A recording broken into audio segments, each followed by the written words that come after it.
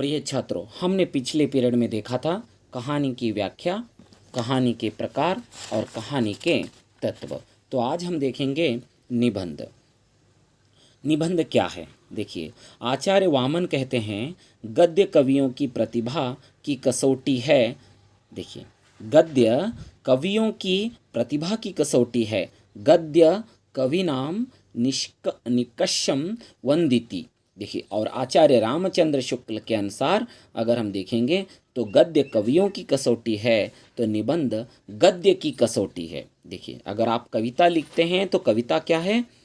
किसकी कसौटी है? कवि की कसौटी है। कवि, लेखक, उसकी प्रतिभा है। अगर निबंध है तो गद्य की कसौटी। अगर गद्य में सबसे अच्छा है कोई कहानी, उसमें सब में देखेंगे तो निबंध जो है उसकी कसौटी है। ऐसा कौन कहते हैं? रामचंद्र शुक्ल कहते हैं। लेकिन आचार्य वामन क्या कहते हैं? गद्य कवियों की प्रतिभा की कसौटी है। देखिए, गद्य कवियों की प्रतिभा की कसौटी है, इस तरह वहाँ पर कहते हैं। निबंध, निबंध का मतलब ही होता है कि बांधना। नि प्लस बंध। देखिए, निबंध, बंध, बंधन करना। बंधन करना मतलब छोटे छोटे शब्दों में छोटे से विषय को, छोटी सी घटना को अति रोचकता के साथ, अति आसक्ति के साथ उसे क्या करना है? बांधना है। जिस तरह अगर हम एक फूल, दो फूल, तीन फूलों को अच्छी तरह से एक धागे में फिरो देते हैं तो वह माला बन जाती है।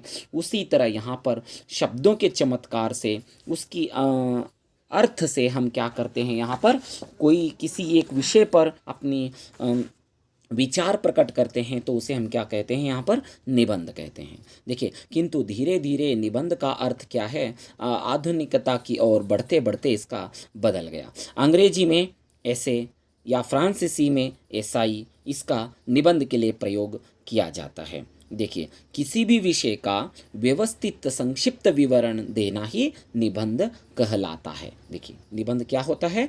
किसी भी विषय का व्यवस्थित संक्षिप्त विवरण। देखिए, यहाँ पर व्यवस्थित होना चाहिए, संक्षिप्त होना चाहिए, छोटे आकार में होना चाहिए और विवरण भी उतना ही होना चाहिए, निबंध कहलाता है। देखिए, विदेशी साहित्यकार माइकल के अनुसार अगर हम देखेंगे तो निबंध वैयक्तिक विचार या अनुभूति को एक ही कलात्मक सूत्र में फिरो देने का ही प्रयत्न है।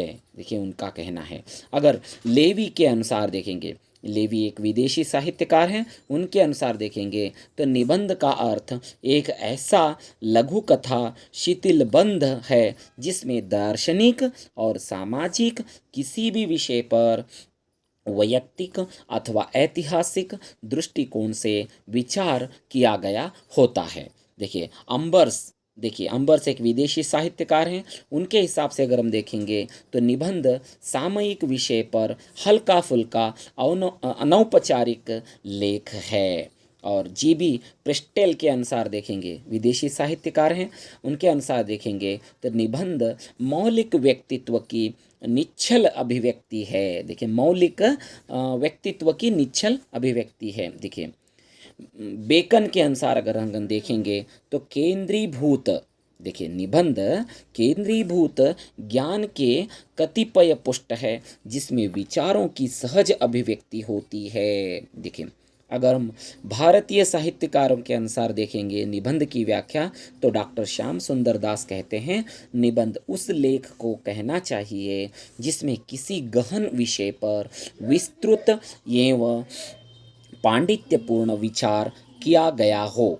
बाबू गुलाब राय के अनुसार अगर हम देखेंगे तो निबंध उस रचना को कहते हैं जिसमें सीमित आकार के भीतर किसी विषय का वर्णन या प्रतिपादन एक विशेष निजीपन, स्वच्छंदता और सहजता के साथ दिया गया हो। देखिए, डॉक्टर नागेंद्र के अनुसार अगर हम देखेंगे तो निबंध उस कलात्मक गद्य लेख को कहते हैं जिसमें वैयक्तिक दृष्टिकोण और आत्मिक ढंग से विषय का प्रभावपूर्ण वर्णन हो और जो अपने संक्षिप्त आकार में देखिए होना चाहिए।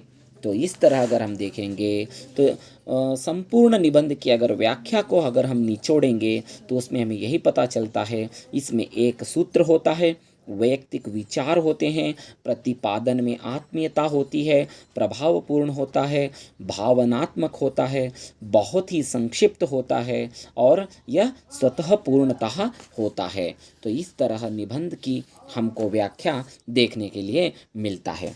आगे चलकर अगर हम देखते हैं निबंध के तत्व, तो कुल मिलाकर निबंध के मूलतः 3 ही तत्व हैं और 3 तत्व के अंदर हमको अंदर अंदर देखिए उपतत्व भी देखने के लिए मिलते हैं। एक है भाव तत्व, दूसरा है बुद्धि तत्व, तीसरा है सौंदर्य तत्व।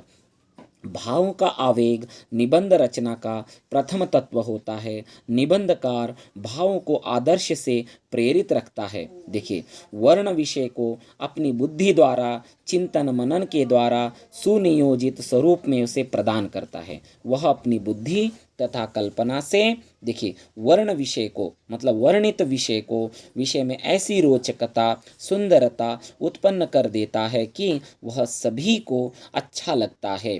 सामान्य विषय भी निबंधकार की सौंदर्यानुभूति के कारण और भी अधिक सुंदर और क्या होता है सर्वमान्य बन जाता है।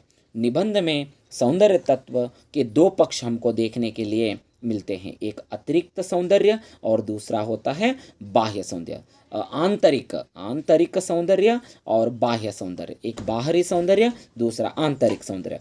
आंतरिक सौंदर्य का संबंध आनंद से है, वह ब्रह्मा सौंदर्य का संबंध अभिव्यक्ति के रूप में भी देखने के लिए हमको मिलता है। और जिसमें कलात्मक 4 तत्व हैं, इस कला पक्ष के क्या होते हैं 4 तत्व हमको देखने के लिए मिलते हैं। भाषा शैली, अलंकार, ध्वन्यात्मकता और औचित्य। निबंध की भाषा सरल होनी चाहिए, स्पष्ट होनी चाहिए, वाक्य विनय सरल होना चाहिए, प्रवाह होना चाहिए, शैली का भी सुंदर और रोचक होना चाहिए। बाबू गुलाब राव जी यहाँ पर कहते हैं कि क्रम और संगीत और संगठन और अन्विति शैली के आंतरिक गुण होते हैं। निबंध में अलंकार का तात्पर्य है भावों की और घुमा फिरा कर मुहावरों, लोकोक्तियों और सूक्तियों के माध्यम से अभिव्यक्ति करके भाषा में सौंदर्य और चमत्कार उत्पन्न करना होता है। तो इस तरह यहाँ पर आप देखेंगे कि बहुत सारे यहाँ पर निबंध के तत्व हमको देखने के लिए मिलते हैं, लेकिन मुख्य रूप से यहाँ पर भाव तत्व, बुद्धि तत्व और सौंदर्य तत्व 3 ही तत्व यहाँ पर हमको देखने के लिए मिलते हैं। विषय की दृष्टि के अनुसार से निबंध का क्षेत्र बहुत ही विस्तृत होता है। इसमें विविध रूप से हमको देखने के लिए मिलते हैं। मुख्य रूप से 4 यहाँ पर हमको क्या है निबंधों के 4 आधार बनाए गए हैं, जैसे वर्णनात्मक निबंध, विवरणात्मक निबंध और विचारात्मक निबंध, भावात्मक निबंध। देखिए, वर्णनात्मक निबंध में प्रकृति, उपकरणों तथा भौतिक पदार्थों का वर्णन देखने के लिए मिलता है और विवरणात्मक निबंध में गतिशील वस्तुओं तथा काले और परिस्थितियों के आधार हमको देखने के लिए मिलते हैं। विचारात्मक निबंध में बौद्धिक विवेचन और प्रधानता यहाँ पर मुख्य रूप है और भावनात्मक निबंध में बुद्धि तत्व की अपेक्षा से ज़्यादा यहाँ पर भाव तत्व की अपेक्षा की जाती है। तो इस तरह यहाँ पर निबंध के बारे में यह छोटा सा आपको यहाँ पर प्रश्न है। देखिए, निबंध किसे कहते हैं, निबंध की व्याख्या लिखिए, निबंध के प्रमुख तत्व लिखिए और निबंध के प्रकार लिखिए। तो यहाँ पर पूर्ण होता है। धन्यवाद छात्रों।